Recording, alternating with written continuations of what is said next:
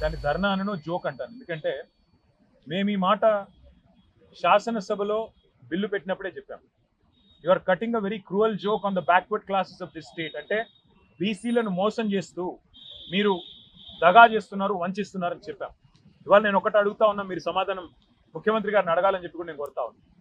42% రిజర్వేషన్లు అని ఢిల్లీకి వచ్చి డ్రామా చేస్తా ఉన్నారు.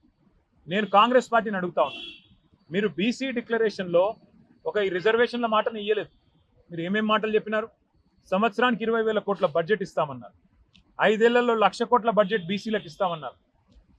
BC sub plan పెడతామన్నారు.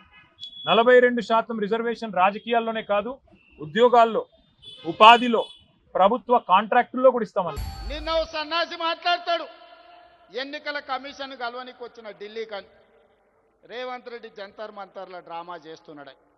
నేను అడగదలుచుకున్న మా బలహీన వర్గాల సోదరులు, అయ్యా మన దీక్ష వాళ్ళకు ఒక డ్రామాలాగా కనిపిస్తుంది. ఆయన పేరే డ్రామారావు. డ్రామా నీ ఇంట్లో ఉంది, నీ ఒంట్లో ఉంది, నీ రక్తంలో ఉంది, నీ పేరులో ఉంది. మీ మొత్తం కుటుంబమే డ్రామాలేసి బతికే కుటుంబం మీది. మాకు డ్రామాలు అవసరం లేదు, చిత్తశుద్ధి ఉంది. నువ్వా దిక్కుమాలినోడా మా చిత్తశుద్ధిని ప్రశ్నించేది? నీ దిక్కుమాలిన మాటలు, నీ దివాలకోరు విధానం, బండకేసి కొట్టినా 100 మీటర్ల గోతి తీసి పాతి పెట్టిన మీ బుద్ధి మారలేదు, మీ ఆలోచన మారలేదు.